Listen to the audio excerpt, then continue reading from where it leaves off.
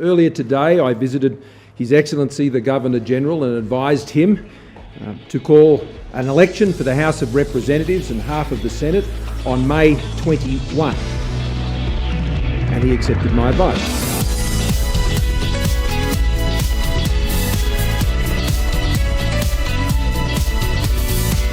I have always believed in miracles. Working together, we can build a better future.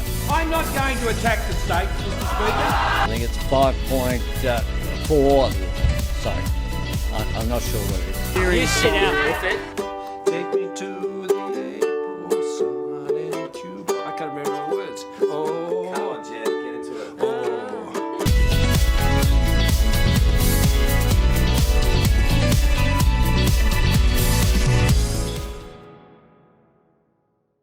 Hello everybody and welcome to the AuspolChats Podcast, the show where we're going to try and engage young people into Australian politics. My name is Jack. I'm Courtney. I'm Luke. I'm Aaron. And we are here to be discussing the federal election for 2022. It was an absolutely massive event. We had no idea what was going to happen going in through it. And yeah, it was definitely a pretty much life-changing night for a lot of Australians. So before we get into the podcast, before we get into everything, I'd just like to give a few introductions to ourselves with our panelists. So Courtney, what do you study and what do you do? So I'm studying law and government and international relations. About to take a leave of absence because my back hurts from being so intelligent. Yeah. No, but I'm vibing. Yeah. I'm vibing. Fantastic. Resident witch. As it should be. I feel like I don't know anything about myself. That's fair enough. So true. Greens voter over here. Greens voter. Resident Greens voter. Yeah, that's it. Yeah. So Luke, what do you study and what's your involvement in Australian politics? I'm doing a Bachelor of Business and a Bachelor of Government and International Relations. Got a big focus on behavioural economics and politics and public policy. Perfect. Any involvement in Australian politics at all in any capacity? Isn't that what I just said? I'm majoring in politics and public I policy. did actually, volunteer. you I did volunteered for Megan Scanlon once. Does that count? Oh no, I shouldn't say that because I'm an idiot. Now you're biased. I don't want to. No one's going to trust you. I know. I don't want to reflect badly on Megan Scanlon. She's too good for me. Aaron, what do you study at university? What's your involvement in Australian politics? So, like Courtney, I also study law and government and international relations. I don't know why Griffith calls it that. It's just political science. Slay. Slay moment. Slay. My involvement in Australian politics has been pretty limited. I volunteered for the local state MP, Sam O'Connor, in some events. Nothing too extensive, but just some general work. I've had a pretty interesting little progression in Australian politics, thankfully for the better, I think. Yes. Slay. Absolutely. And my name is Jack and I also study a bachelor. I've graduated recently now from Government and International Relations and I'm now studying my Masters of Secondary Teaching. We've got to graduate. We've got to graduate. Which I'm hoping that I'm able to take my political skills and transfer that into teaching civics and citizenship, which is basically just political science to kids. years 7 and 12. Exactly, for kids. Full send. So, full send on that one. And my involvement in Australian politics has remained relatively to, again, be volunteering for my local member and also doing a few internships at a few MP's offices. And yeah, that's basically everything from me. So we'll get started with our topic, which of course is the Australian federal election in 2022. It was quite a hectic night. Yeah. What were we thinking before the election was happening? What were our thoughts? I'll say this, I felt such a feeling of dread. It was my first federal election where I could vote. The feeling of oh no, my vote's not going to count because the same thing's going to happen again. So I was just kind of I was on the phone with my partner the whole night. Yeah. So I was I'm so scared. I don't want to watch this. But I watched the whole thing. Yeah. I watched the whole thing. Yeah, I think most of us did. So, Luke. Well, I'm a betting man. Yes, we do. That's the one defining feature of you. And before the campaign kicked off, despite in my personal views of how, I don't want to say incompetent or terrible, but how You can say it. No, say it. You're not wrong. Be well, there. I had a low opinion of the government, and I think Oh, yeah. I think objectively a lot of Australians did. Yeah. But I still thought that ScoMo would pull it off and That's get a what- yeah, majority that's win. what I thought it thought was too. going to be a repeat of 2019. Yeah. Lots of Queensland gains. WA be fine. That's what I thought it would Yeah, be. I thought it was going to be Quexit Part 2. And then lead up towards it, you had the Solomon Islands security agreement, fumbles in Warringah, Catherine Dawes. Doors? How do you say? Catherine Dees. Catherine Dees, sorry, my apologies. That's all right. And she said all those comments about Trans people. And like the people. 6,000 deleted tweets, did you see that? And I thought, okay, at that point, minority government. I think Labor don't have enough. ScoMo's still for minority government. But then about a month towards the election, I went, okay, I think Labor's got this. I mean, for better or for worse, the Liberals have run out of steam and now they need to reinvent themselves. Yeah. So I think I kind of felt similarly too. I kind of felt as if that it was going to be a minority Morrison government at least. I thought they were just going to get over the line. But before I had those thoughts, I genuinely did not know what was going to happen. Even on the night, even though I had a small idea of what was going to happen, I didn't have any clue. Like there was so many things up in the air. I didn't know how big the minor party vote was going to be. I didn't know how big the major party vote was going to be.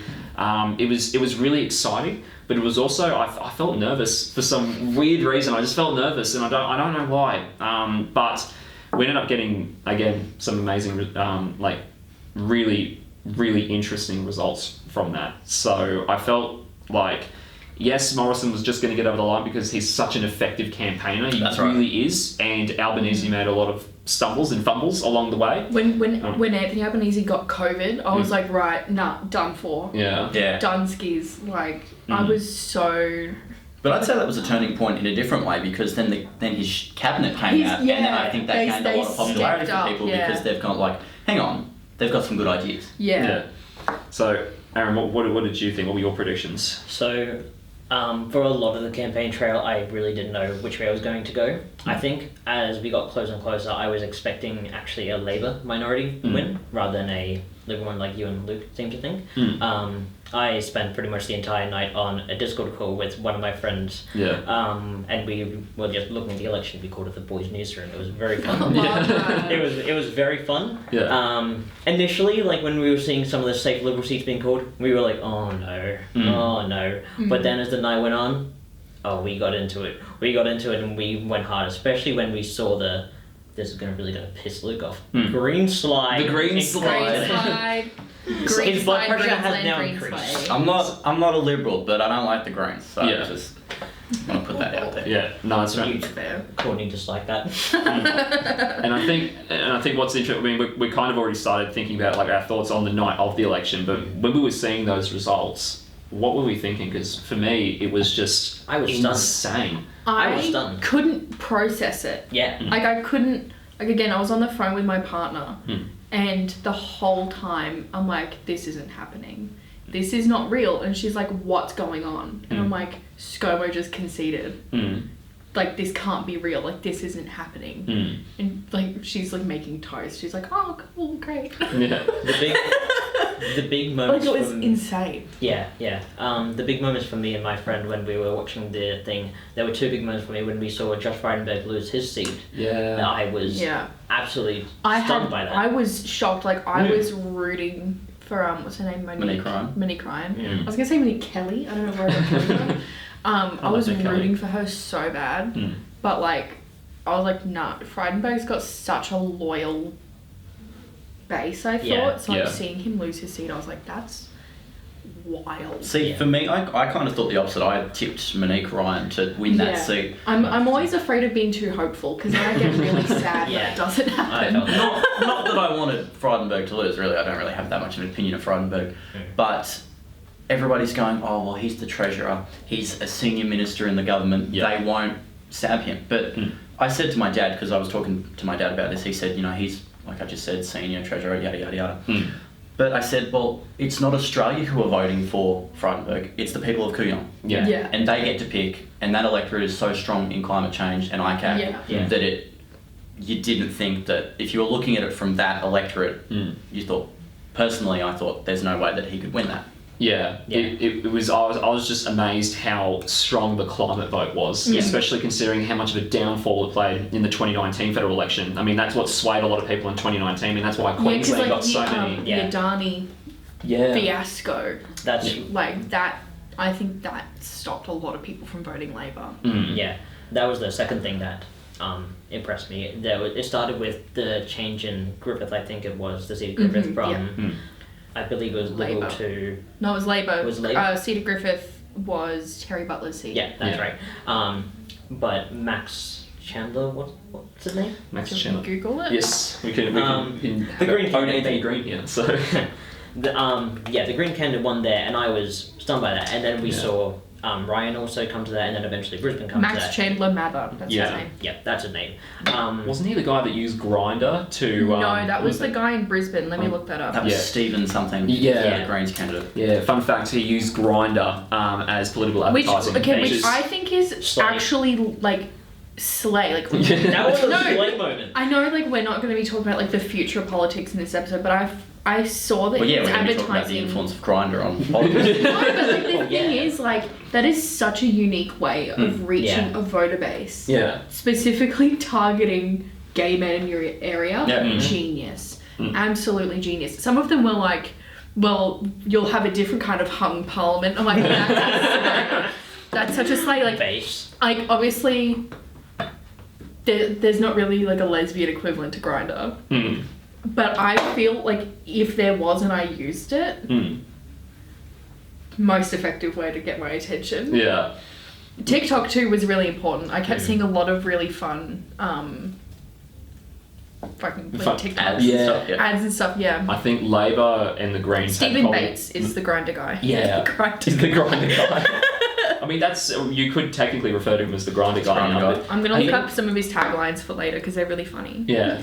I think that kind of like on a related point to that is the thing that like what got Labour and Greens and especially Independents, but primarily the latter two, so Greens and Independents mainly, is how they reached out through those kind of mediums, but also they knew specifically who they were targeting. With the Liberal, they were kind of just saying, vote for us, guys! Vote for us! You can't trust Labour with your money, and also there's a hole in their budget. Yeah, there's a hole in there. There's a hole in your budget. No, dear let's No, Labour. we're not doing this. We're not doing that. We're not doing this again. I found this to be the election of like this election had a soundtrack. Okay, we had Liberal putting in a song. We had the United Australia Party put a song in.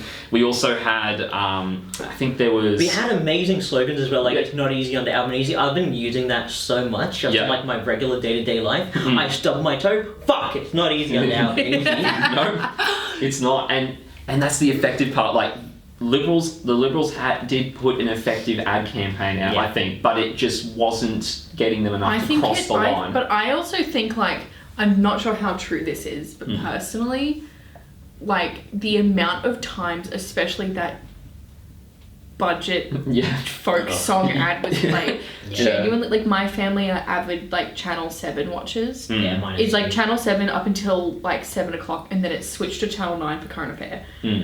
Every second ad would be that Liberal ad, and I Yeah. think like just like the repetitiveness would turn so many people off. Yeah. Like my dad got like physically angry over it. Like he's Well, I did he's as a, well. like he's a Yeah. loyal Labor voter, but he was like, if I was even thinking of voting Liberal, like this would just piss me off too much. Yeah. Same with like early on in the campaign. Did you guys experience like the constant United Australia Party Yes, ads? yes, I It would did. be Yeah. constant, like every single ad, and it would be the same one: freedom, Freedom, freedom, freedom, forever. freedom. Look, if he wanted to secure his place down on the ballot list, then he did it because he got pretty low on mine. Yeah. Like oh. But that's what I was saying to Aaron the other day. I said that the Liberals are so good at marketing, but They ended marketing up giving only does seats. so much. Yeah, when They you should've- don't it have doesn't- they should've got budget. ScoMo to design the fix ads. it doesn't fix the fact that they're bad people. It's just some hot takes on the show already. But look, I think absolutely. More coming. I think absolutely right. I think in the sense that we've had now 9 years to see what they can do. Yeah. And Yeah. for them to ask for another 3 amongst all of the other things that have happened, especially over the past year when it came to the Liberal Party and their handling of women within the party, as well as Brittany Higgins and all of these different factors, I felt like a lot of the party definitely had a woman problem, and also It's my favourite kind of problem. Well, Sorry. that's You have, That's not you have a appropriate. different kind of woman problem. That's not appropriate. but that, but also too, which was fascinating to see. Scott Morrison's character was such a poison to the brand of the party. They did not put him. I mean, Peter Dutton, Stuart Robert, Angie Bell, all of these people. They did not put Scott Morrison on their how to vote cards. In 2019, they had Scott Morrison with them everywhere with them. But they did not have Scott Morrison there. They knew how parasitic his presence was on the behaviour. That's what I was gonna say. Like, sorry, the only Labour ad I remember is the one where it's just constantly, it's not my job. Yeah. Like, I don't hold a hose. And I think like bringing back some of that stuff that ScoMo has said in the past, like 2 years, 18 months. About like significant tragedies essentially, and like showing like this guy does not care and this guy will not do the job. I think that was so clever, like so smart, especially like since the Liberal Party would like refuse to put Scott Morrison on their how to vote cards, and like in some ads, like the budget one, ScoMo's been talking about would talk about the budget till the cows come home, and yet he's nowhere to be seen on that ad. And that also kind of leads to like the negative campaigning on both sides, because it was very different to last time. Last time they had you had the Liberals basically advertising as if they were in opposition, and then the Labor Party was a lot more optimistic with Bill Shorten's campaign and whatnot.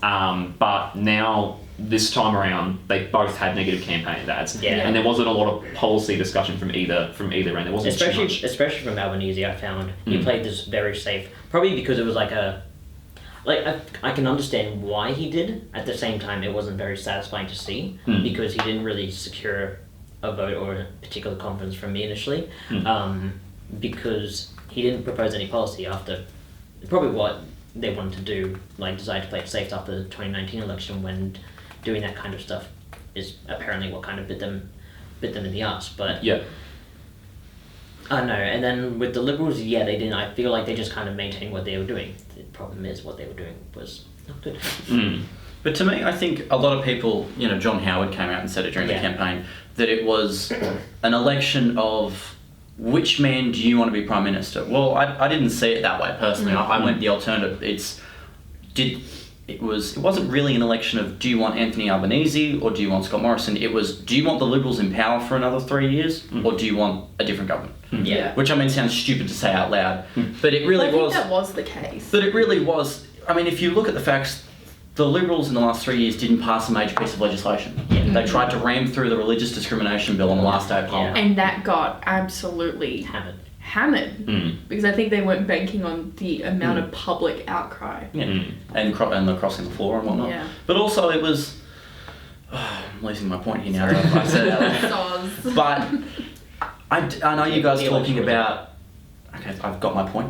Thank you. But I know you guys talking about, Scott Morrison's was poison, Barnaby Joyce was poison. But also, I think it was that, like I say, the Liberals' performance as a government, but also on the other side is Labor was just criticising the Liberals for every bad thing that happened in the country. If a house fell down, if a tree fell on it and the house fell down, the Labor would go blame Scott Morrison. Why didn't he cut down that tree before it fell over? Or why didn't he buy that person a new house? That's right, and it's all, people were disgruntled with Labor because they were like, and I said it to Aaron, I said it to you guys, that if you want to win government, you need to put out policy. A platform. You need to say, okay, they've done the wrong thing, but this is how we're going to fix it. We don't live in the United States where every ad is just, that person is the spawn of Satan, and the Democratic Party are going to take away your kids and kill them. It's I know that's a bit extreme, but that's what it's like. But it really was an election of, do you look at the Liberals' performance or do you look at Labor, who can't provide a solution to what they want to run? And I think that's exactly why so many people swung to Independent and Green, because Independent and Green were actually presenting proper change. That's what I was about to say. Like, correct me if I'm wrong, but like I'm fairly sure like the Greens campaigns would be like, here's what the two major parties are doing. Here's what they've done. Here's where we're going to come in and fix it. They proposed many policies. Also free dental, sorry. Exactly. When they were like saying stuff like, including free dental and free mental health in Medicare. Also, I think they were talking about improve childcare, like with Labour also did. Yeah. They I also think- obviously campaigned on strong like climate action and renewable energy. Yeah. They also campaigned on high taxes for the higher income earners. So I think that, and then with independence, they were primarily keeping what Liberals already had, but adjusting themselves so they're not having so many issues when it comes to Indigenous people or LGBTQ plus people, and then especially also on climate change. Yeah. In the ICAC, they took a strong Yeah, position that's on true. the issues. There was like even like a Liberals didn't want federal. to. There was even like a new independent, like a new small party called like Federal ICAC Now. Did you? Oh, guys yeah, see I that noticed on that, the I saw road? that. on the I'm like, list. I didn't like. Maybe I'm just a little bit ignorant, but I didn't realize that was such a Big issue. big issue. That being said, my family like avid like 7 News watchers, Yeah. and like by the time I know I've Jack- I know by the Jack time watches I've ICAC. like by the time I've like sat through that news, I'm like burnt out. Like I'm just gonna play Candy Crush. Yeah. I'm just, And I I'll think check later. yeah, and that's the most interesting part because I think the case for a federal ICAC is so strong. Like if we think about it this way, what do Australians love to see? They love like what's the biggest complaint that they have? They hate politicians. They hate politicians, but They're they also fake, they're corrupt. but they're like, oh, they just get off scot-free on doing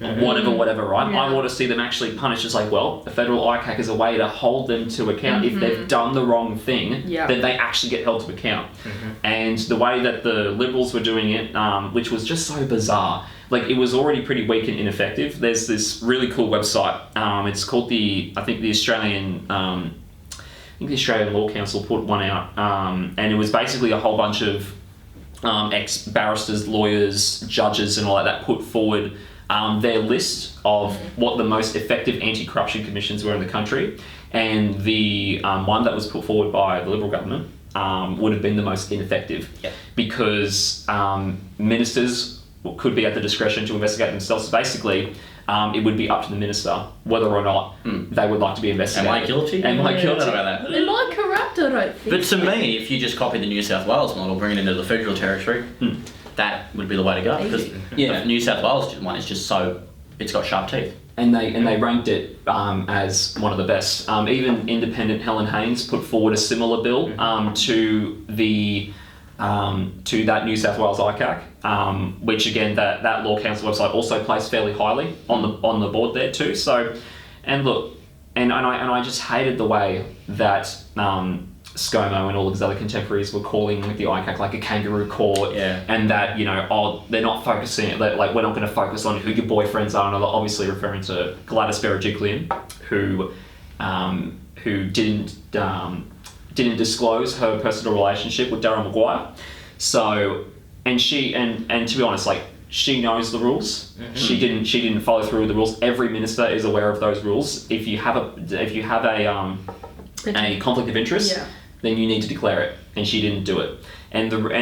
Sorry. Same in most professional settings. So it really should not be any different for a politician. Yeah, and sorry, this is just kind of getting a little bit rambly here, but even the fact that people were like, well, why do we have to worry about who her boyfriend was and all that It's stuff? not the fact that like who her boyfriend is. It's Yeah. the fact that she didn't disclose that she had that interest. Yeah. I'm all for girl power and sleeping with who you want, but if that's going to cause some issues within your job as a politician, maybe let someone know. Hey, just so you know, I swiped right on this guy on Tinder, and he's a very important man. But they were coming They were coming out and criticising it, calling it a kangaroo court, but it was Gladys chose to resign before she got investigated. Yeah. When Jackie Trad, the old Deputy Premier of Queensland, when the Triple C said, yeah, we're going to investigate you because you appointed a principal to that school, she resigned while the investigation was going. Yeah. So it's not a matter of, ICAC's claiming all these heads. It's these people are resigning because they're getting investigated. Yeah. And they technically don't have to They don't resign, have to. but because if they keep being in those ministerial positions while they're being under investigation for corruption, And that's politics. a bad name for the party. Yeah. Exactly. Just it's digging politics. them in a hole. Like, So, and the fact is that the reason ICAC went so hard on Gladys Berejiklian and the Darryl Maguire relationship, and the reason why they played all those messages and those calls, was basically Gladys made it out to, her argument was that the relationship wasn't very serious, it wasn't very tight. And then it was up to ICAC to then prove that, okay, no, this was an actual serious relationship. This wasn't some type of fling or anything like that. This was an actual serious relationship that could have affected the way that you dealt business, and which is obviously what led to the grants, which were given exclusively to Darren Maguire's electorate. But I also feel sad for Dom Perrottet. I mean, you mentioned this before in the past, but like when There was she... something about Dom Perrottet. Sorry. That's all right. There you go. I mentioned it in the past. Yeah, in one of the calls, she's like, "Oh yeah, don't worry, I'll get Dom to do it." When he was the treasurer, Oh, he was yeah. like, "I'll get Dom to do it." Dom don't worry." does what I say. Yeah, Dom does what I say. It just made him look like he was like a little ferret that like did everything that Gladys said, you know. Little Whipped. bitch boy Dominic Perrottet. Oh my god, there was something that happened recently, and now I can't remember what it is. He was caught like taking money or something. Yeah, But I can't remember. I can't remember what it was. But what did we think about? Yeah, let's bring this back to the proper Sorry. section. We're circling it back. What did we think about the? I guess this is going back to kind of a little bit before the election. But what did we think about the 3 leadership debates that happened before it? What did we think about them? I didn't really watch them a lot. Like, I looked at the highlights and the general thing, but I just wasn't really engaged with either man. I mean, okay, I was engaged with Scott Morrison, but for the wrong reason, because I didn't like him. And Anthony Albanese is just like, you're a guy, I guess. Like, Well, there's one word to sum it up: venomous. Yeah. It was shocking. It was just 2 people that have campaigned to be the Prime Minister, the highest elected official in the country.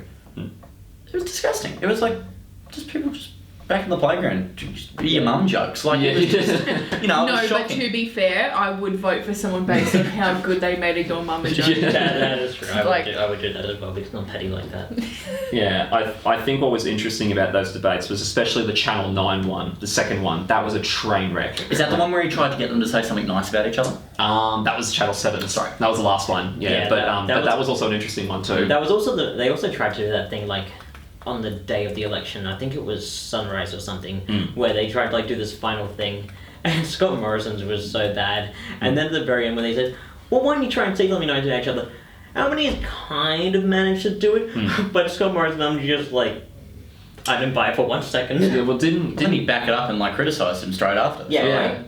he's like something about it was something about the economy or something like that. But I just remember that one key phrase from that debate, the Channel 9 one, which was like, I wouldn't even let him near the till, that kind of thing. Which was But who just, said that?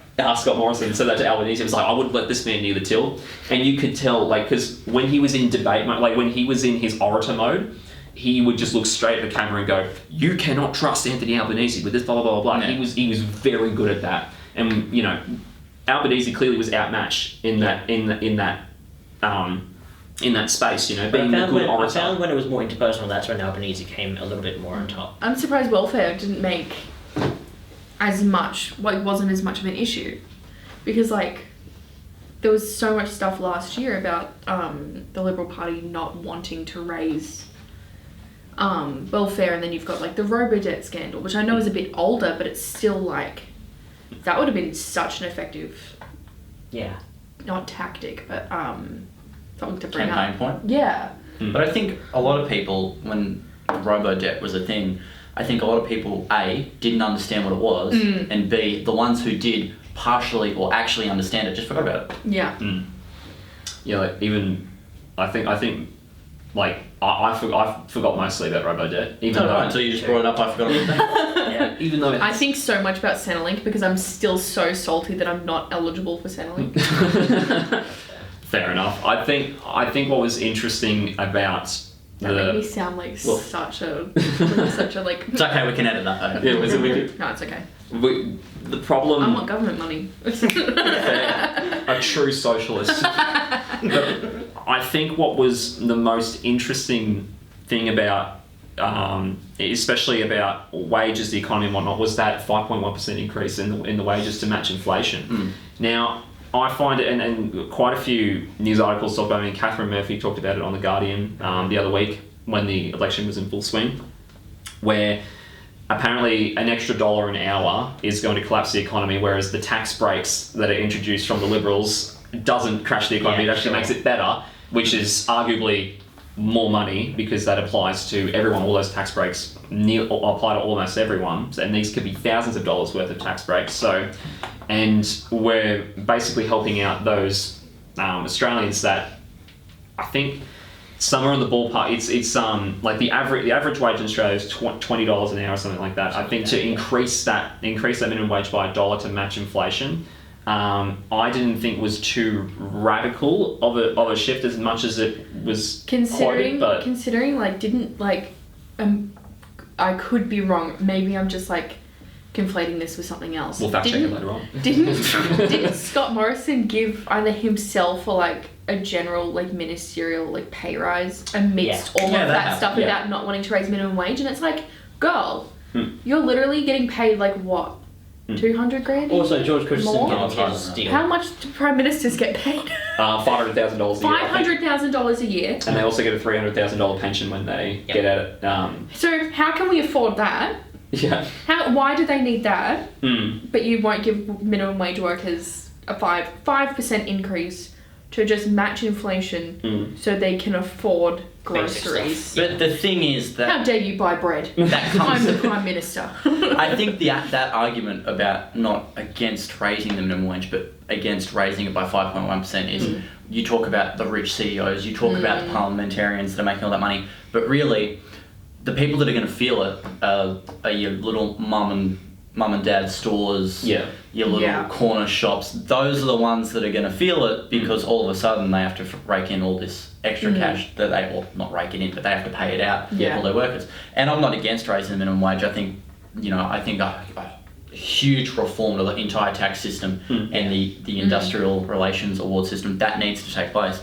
But I can understand the merit of people saying, well, we can't raise it by that entire 5.1%. Is really the argument is, how do we get inflation down? How do we reduce cost of living in order to make minimum wage go up? So Well, I feel like the viewers already know our political positions on a lot of things. I have a question. Look, I will be the first one to say I'm not the best like economically minded person. Don't worry. Wouldn't it like hot take? It's the tax break thing. Why don't you just tax the upper brackets more? And then if you raise wages, it wouldn't be that bad to introduce some kind of help to help transition, especially small businesses, into being able to manage like that. you're saying, pay. like give small businesses tax relief. Because or at least combining that like, with higher income. Or like a job, even like a JobKeeper related thing.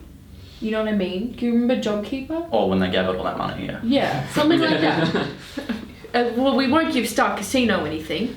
No. But we'll give. We give Harvey Norman. Oh wait. We'll give a mum and pop like chip shop, some JobKeeper. Oh, Pauline Hanson would love it. She'd make a killing. Yeah. New job after she loses her seat to the legalised cannabis party. I mean, that was actually a lot closer than I thought it was going to be. I thought has she retained? I think she will retain. She's retained. Yeah. But I think that's a really good point, fantastic point, because we often talk about, yes, these minimum wage increases, but it will be those small businesses that will feel it the most, because that might mean that they might hire less staff overall, and that might cause a bit of a problem in terms of the amount of jobs that could exist. So I think definitely the focus should probably be more on how we can keep inflation down, as opposed to try and keep wages up with that inflation. Not to say, because it's basically like saying you don't deserve a minimum wage increase, but it's not that at all. Yeah. It's trying to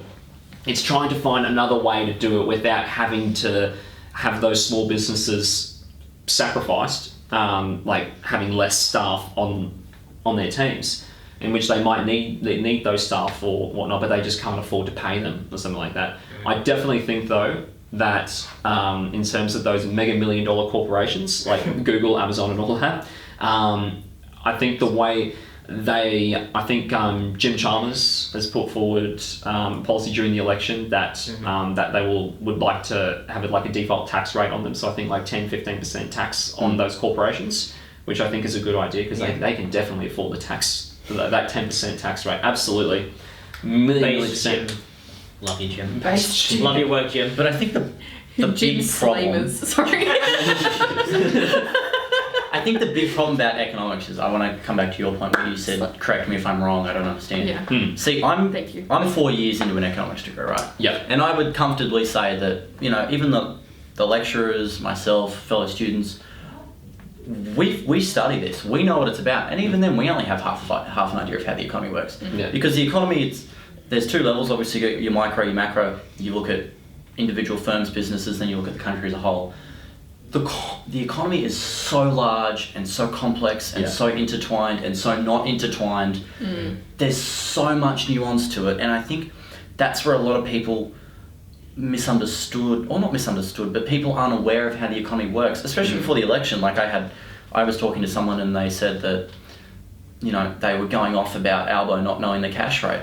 Well, you don't know what the cash rate is. So why, I mean, yes, I understand that bloke wants to be the Prime Minister. He should know what the cash rate is. But hey, his finance minister knew the cash rate. Yeah. So, like, good on her. But it's like, if you don't understand even just the basics of the economy, I just think, why do you get so annoyed when political parties go, that person doesn't know that, or that's why Labor can't run the economy? It's like, well... The classic is United Australia Party's, like, campaign. Oh, keep home loans at 3%. The years the United Australia Party will, like, fix the the billions of Liberal Labor debt. And I'm like... But even, like, the infographic shows that it's mainly the Liberal Party, which has, like, dramatically increased debt. And it's like, okay, slay Clive. Like, I mean, yeah, that's... Good on ya. But also when we hear the word debt, obviously we associate something bad. But in, like, the governmental way, it's not quite as severe as it is on a personal It's not level. like it's not like a personal home, like it's not like a personal loan. Yeah. There's not debt collectors rocking up to Canberra being like, hey, where's your $7 G'day, Albo. billion? G'day, Albo. Here for my trillion. Here for my trillion. It's just thanks. money they really need to recover at some point. Yeah.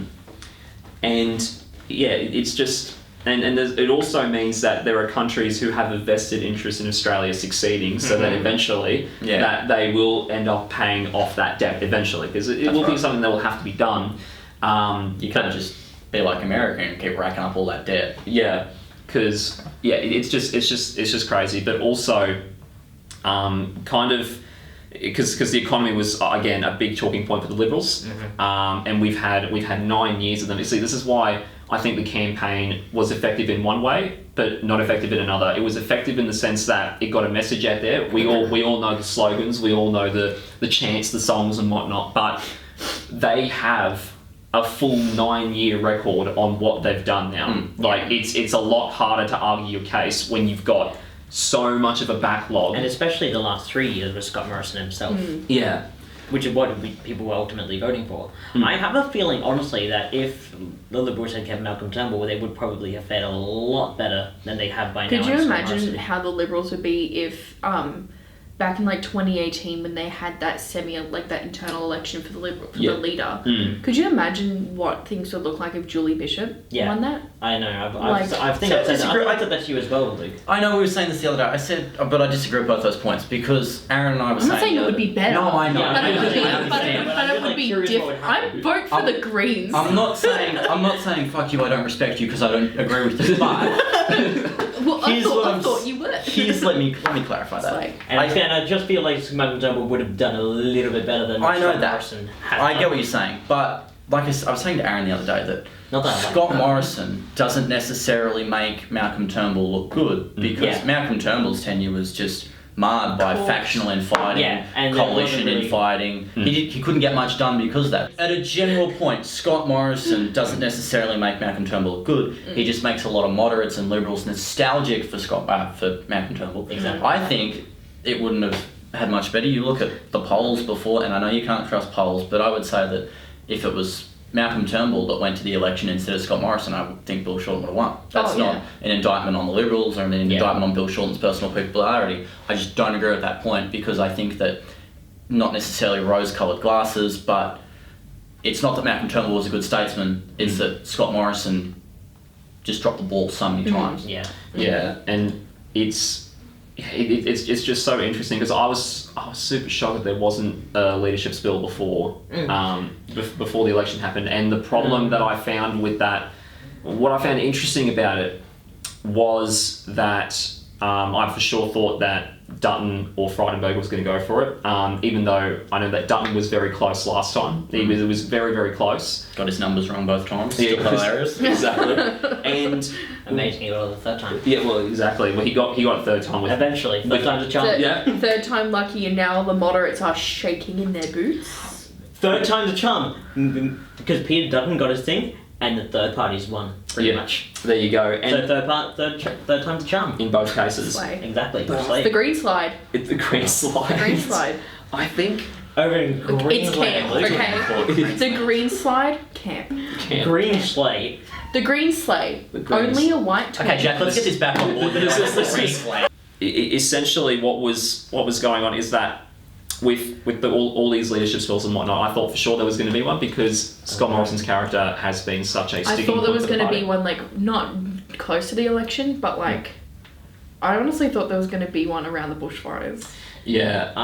That's because of the Liberal Party internal rules why there wasn't one. Because it's something true. like if a leader wins an election, they have a certain period of time that they can't have a spill moved against them. So that's why that didn't happen. Also, I kind of disagree a little bit because I feel like if they had a leadership spill so close to the election, then they would have lost even Absolutely. Yeah, they would have lost a lot more votes. I feel like if Scott Morrison did win, then there would have absolutely been a leadership spill. Oh, yeah. But leading up to the election, I Peter do not Dutton think waiting so. outside, And hiding behind the fucking desk thing. Yeah, but I think leading up to the election, I absolutely don't think there would have been a leadership bill from either party, but especially not from the Liberals. Well, if the Liberals did it, it would have shown that, well, they can't even trust each other. Exactly. Why should we vote for them? Exactly. In conjunction with all the other reasons why people didn't want to vote for them in the first place. Exactly.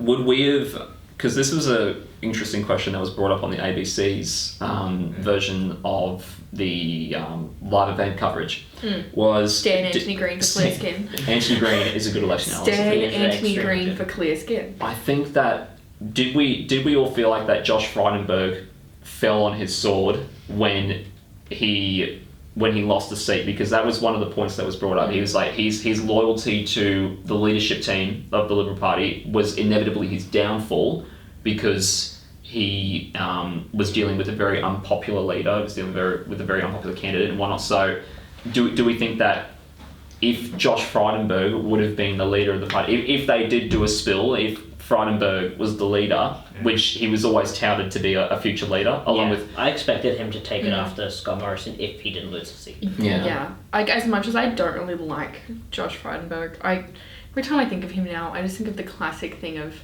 there was like a bunch of like dilapidated, like closed banks in Kooyong. And Yeah, that speaks for the economy, doesn't it? yeah, All closed the banks, closed businesses with Liberal campaigns. plastered with his billboards. He had people running around with billboards strapped to Yeah, I their saw that. backs. Like, what? No, but like, as much as I don't like him, would have trusted him a little bit more if he was like, yeah, you know what, ScoMo's a bit cooked, hey? Yeah. Yeah, but Like, to answer your original question though, I still stand by my original point that I previously said, that because those people in that electorate wanted such strong climate action, wanted an ICAC, I think even if Frydenberg came out and said, you know what, I don't agree with ScoMo, yada yada yada, it wouldn't have been enough. Yeah. the Liberal Party's policies speak for the people in that instance. Minnie Klein is such an effective campaigner too. She had so much backing. Yeah, and So much support. And also to Zoe Daniel getting Goldstein, which was another big... Tim Wilson, I wasn't expecting Tim Wilson to win that seat either. I expected that independent Zoe Liquor Daniel Spender win. did extremely well as well. Yeah. I thought Labor were going to win it, to be honest, but And I think what's interesting about these independents is that, you know, they are backed financially in some way by Simon Homer Courts, who is part of Climate 200. He's a multi-billionaire. Yeah. So in terms of like funding for political campaign, like how much do we think money played a role in this campaign in terms of the amount of money spent by the parties? I think it would be ignorant to say that it didn't play a role, but at the same time, I don't think it was a defining factor. You just got to look at the UAP. That's right. Yeah. How much did Joel Palmer spend? 70 million? 100 million. 100 million 100 and million not still. one seat. Yeah. 100 million and we're You would have still thought the guy taking would the have got the piss out message of by him. now. Yeah, but you combine that with the 60 million he spent in 2019, so that's 160 million and not a seat in another election. Yeah. I So would have thought he got the message by now, but apparently not. but I honestly thought because of Craig Kelly was the new look of the party as the new leader, and you know he got all those. Wasn't Craig Kelly the one that got banned from Facebook because he was Yes, spreading that's right. misinformation? Yeah. And Slay. The only time Zuckerberg had done anything good. I actually do want to add something that I Slaybook. just thought of. Yes. I also think it would be ignorant to say that in the case of the independents, that if they didn't have that money, obviously they wouldn't have had to. Yeah. That's such strong volunteer campaign. Monique Ryan had millions in financial backing. But in terms of the major two parties, Or at least a all the million. money that Yeah. they spent, it didn't have that large of an impact with the ads and campaigns. I agree Yeah. with Luke. I think that when it comes to the two major parties, not as big of an issue, but with independents, I'm not too sure about Greens, but definitely for Do you want me to look it independents, it was a big thing that secured maybe like people would have voted for them anyway, but I think because they were able to like have so much more financial backing, like both of you have said, it's what made them able to get their message out more and what Are you attracted talking about more Greens or are you talking about independents? independents. I'm talking about, sorry. But having that money out, like so much more financial backing, allowed them to pull in more voters. This is that just might in have been a Western little bit- Australia. This is just in Western Australia, but according to ABC, at what was this, 4th of May, just in Western Australia, compared the Labor Party spent $79,000 on political ads in Western Australia. The Greens spent $762. How much did Kado? Oh, Kado's not on there. That's Western Australia. That's true. Oh wait, I'm so Yeah, because dumb. If Kado was spending money on Western Australia, That would have been I think he's losing his that would memory. be so. There's crocodiles in Western Australia too. Don't worry about it.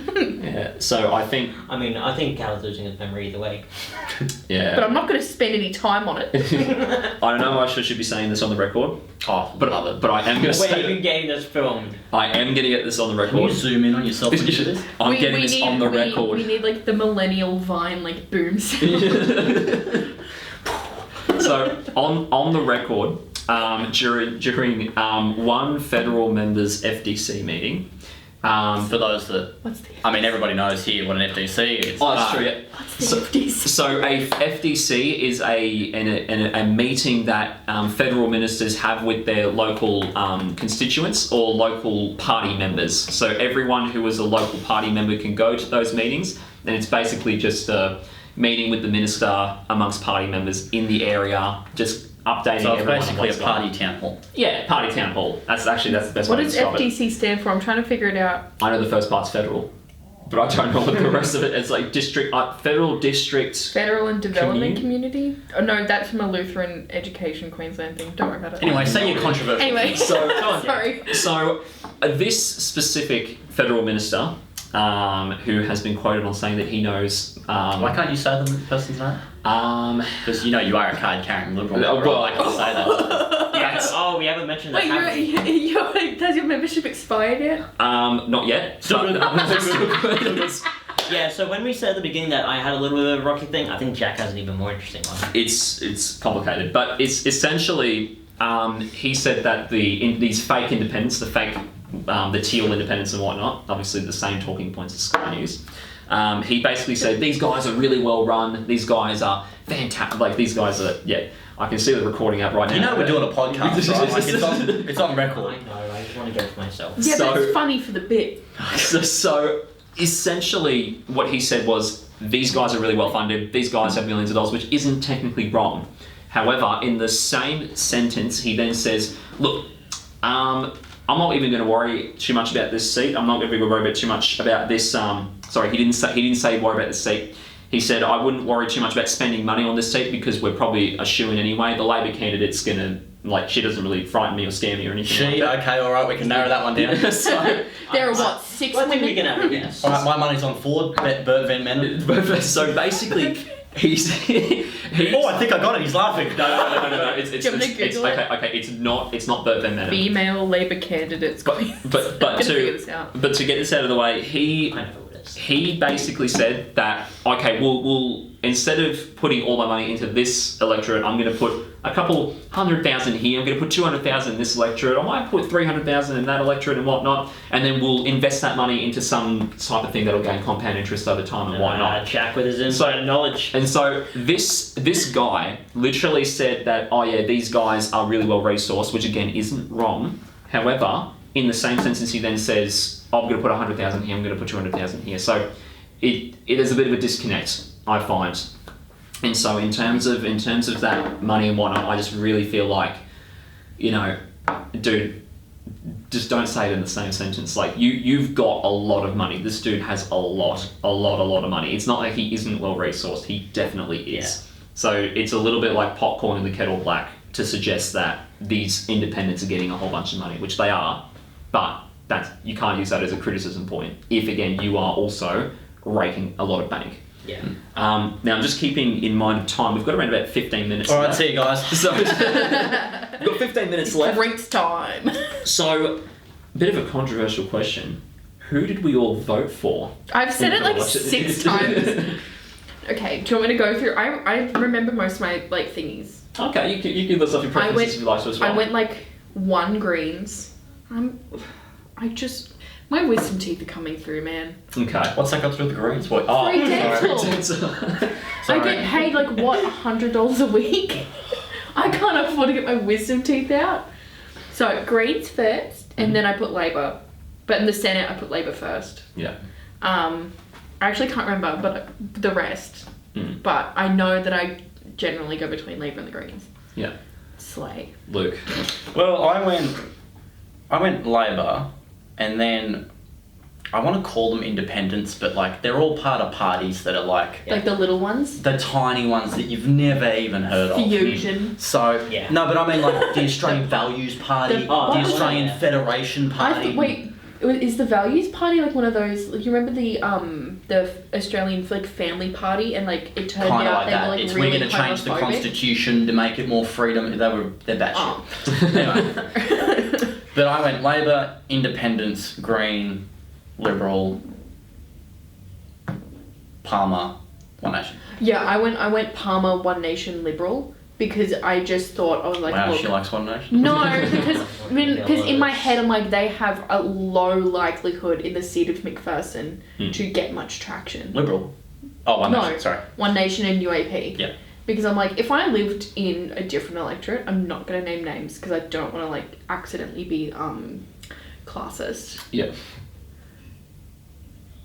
Even though I come from like a working class background, I'm like strategically, I'm in the seat of McPherson. Yeah.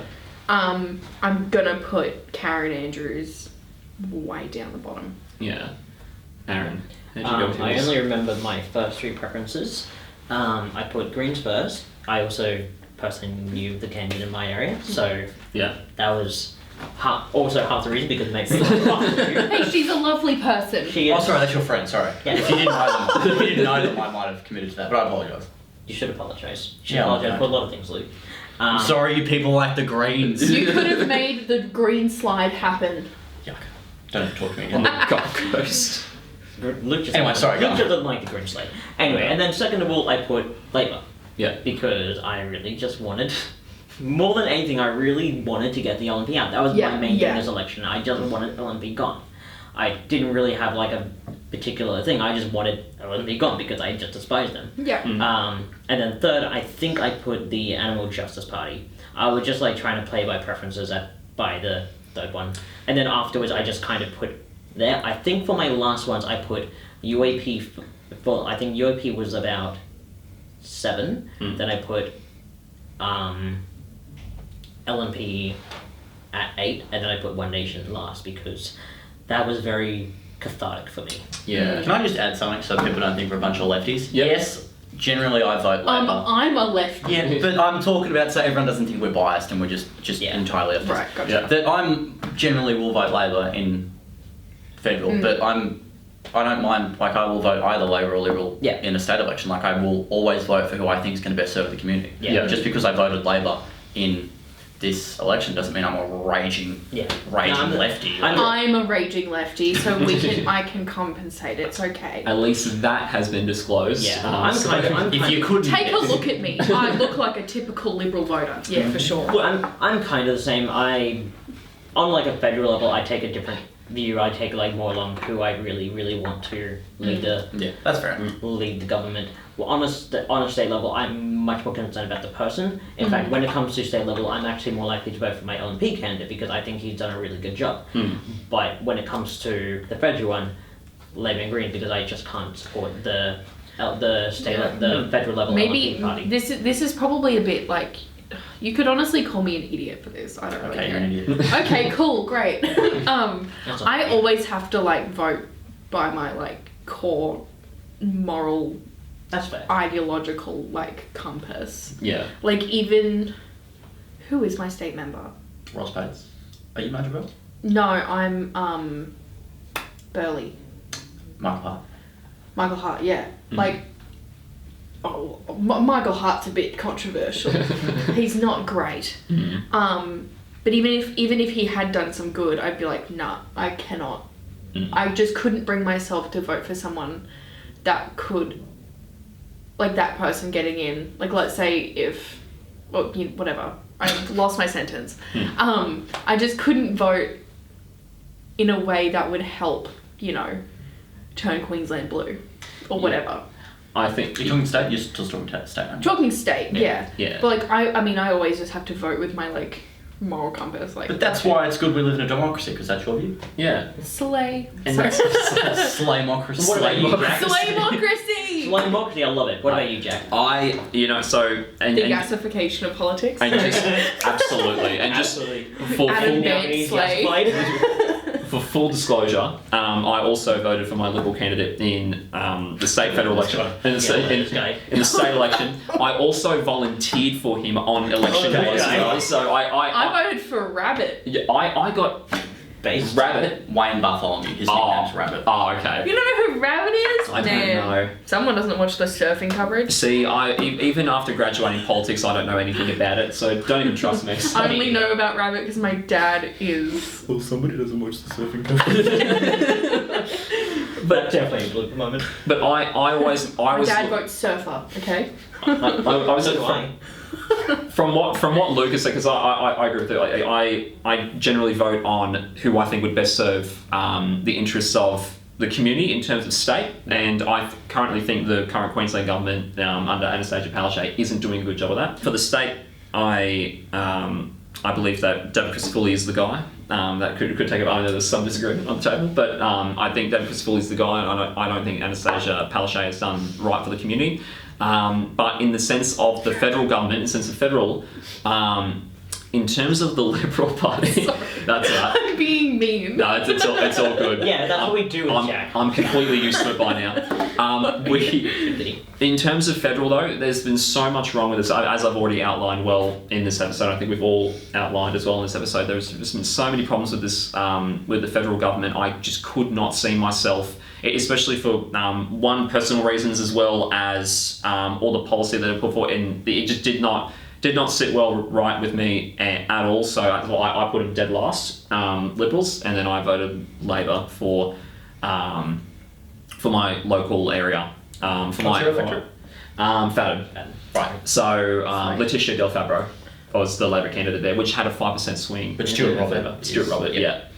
That was also the FDC meeting that I went to. That he was the guy that said all those things. I was looking at Labor retains. I was looking at like Labor gains. Yeah, so was I. Yeah. I was looking And at you, I'm like, surely it's not.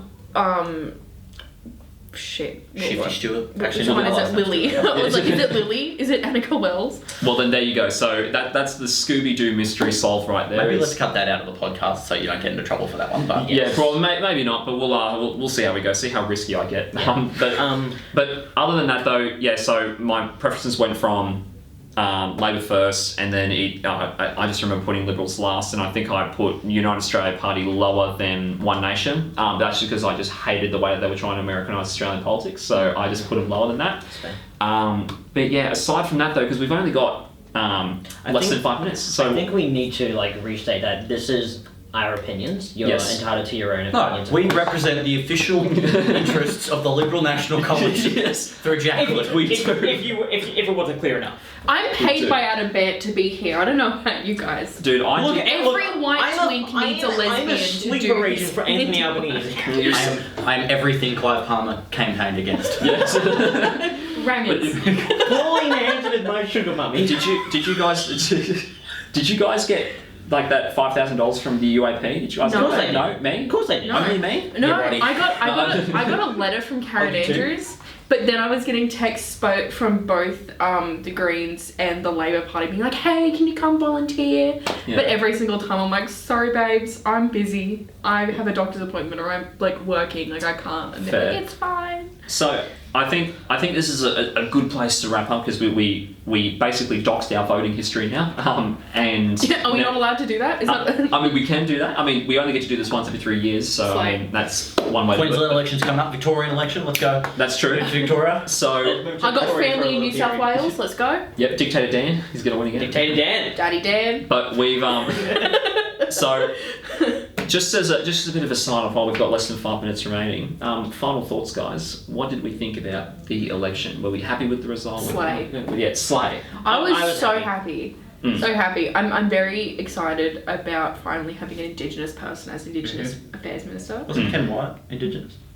I think Ken He doesn't White. count. Sorry. I think Ken White. I think was yes, Ken White was. No, but he Yeah. wasn't. Was he Indigenous Affairs Minister? Yeah. Oh well, I like Linda Burney more. So that's what I'm counting. And that's the opinions that matter. And that's how we're gonna end. Thank you guys so much for tuning in and hopefully enjoying the show. Thank you, Courtney, Luke, Aaron for coming along. So hopefully, Thanks for organising this, Jack. oh, that's okay. And We'll be back next week where we dunk on some more of Jack's opinions. yes. Well, next time we're going to be talking about the future of Australian politics, especially given all the massive shifts that have happened in both the Liberal and the Labor Party. So thank you all for tuning in, and we hope to catch you guys in the next one. Take care, guys.